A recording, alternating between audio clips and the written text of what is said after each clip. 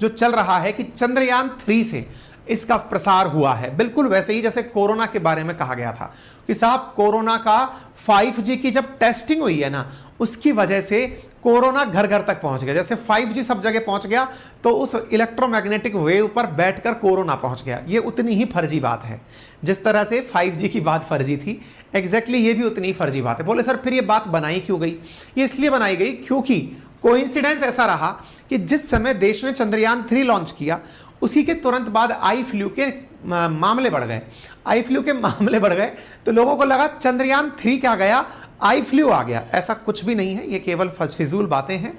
और अगर आप इसको तथ्यात्मक रूप से जानना चाहते हैं तो इतना समझ लीजिए, ये दक्षिण भारत से ये उड़ा था चंद्रयान 3, जहां पर इसकी कोई न्यूज़ नहीं है कि आई फ्लू फैल रहा है, ठीक है ना। उत्तर भारत में मरीज मिल रहे हैं, ये दक्षिण भारत से लॉन्च हुआ है चंद्रयान 3, तो दूर दूर तक भी इनके बीच में कोई संपर्क या संबंध नहीं है, ठीक है।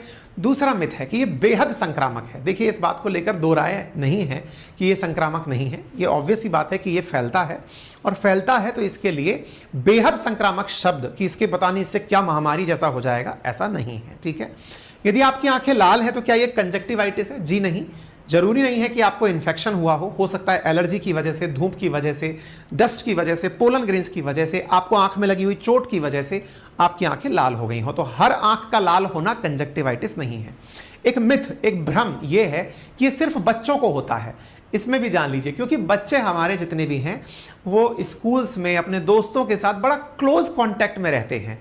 आप और हम थोड़ा डिस्टेंस मेंटेन करके रहते हैं, हम आए दिन किसी से इतना अच्छे से नहीं मिलते, शायद यही हमारा बड़ा होना भी कहलाया। बच्चों का बचपना इसलिए खास भी होता है क्योंकि वो बहुत घुल मिल करके अपने साथियों के साथ रहते हैं। तो संभव है अगर किसी बच्चे को हुआ होगा तो वहां से इन्फेक्शन का ट्रांसफर होकर के दूसरे बच्चे तक पहुंचना आसान होता है। इस कारण से बच्चों को प्रोन माना गया है कि वो जल्दी इसकी वजह से बीमार होते हैं, ठीक है।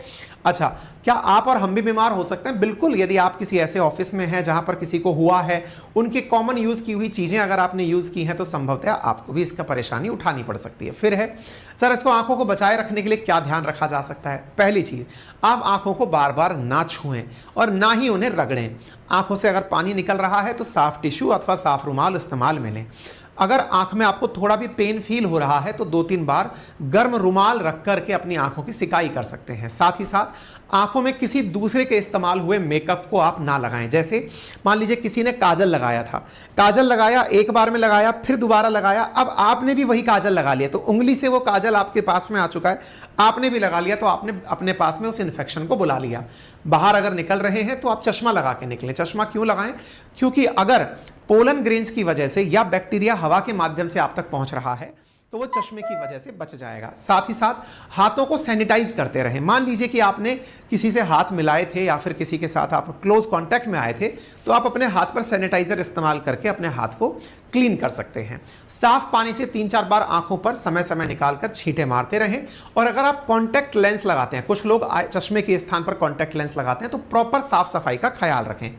इतना ही नहीं, पब्लिक प्लेस और स्विमिंग पूल में जाने से बचें, क्योंकि बहुत सारे लोग इन दिनों स्विमिंग का, क्योंकि गर्मी का सीजन है, स्विमिंग भी बहुत सारे लोग कर रहे हैं, तो स्विमिंग पूल में जाने से भी बचें, क्योंकि वहां पर आपकी आंखों का इन्फेक्शन पानी में है और पानी से आपके शरीर में आएगा, इसलिए आप उससे भी बचें। घरेलू नुस्खा है कि आप 2-3 बूंद गुलाब जल डालें, लेकिन ये डॉक्टर से पूछकर, क्योंकि इसको मैं एडवाइस नहीं करता, इसलिए नहीं करता क्योंकि संभवतः आपका शरीर हो सकता है गुलाब जल से रिएक्ट कर दे और आप चल के मुझे पकड़ लें कि सर आपने कहा था। तो जो बातें मैंने बताई हैं वो आपकी हाइजीन की हैं, बाकी जो डॉक्टरी सलाह है उसके लिए तो आप डॉक्टर को जरूर दिखाएं, खुद डॉक्टर ना बने, अपनी तरह से कोई भी दवा लेकर के कारीगरी ना करें, ठीक है। फिलहाल के लिए इतना ही, बाकी आपकी क्या राय है जरूर कमेंट बॉक्स में बताएं। आपने इस तरह का फीचर कहीं देखा है, आपका अनुभव क्या है वो कमेंट बॉक्स में बताएं। साथ ही यदि आप अपनी पाठशाला पर नए हैं तो चैनल को सब्सक्राइब करना बिल्कुल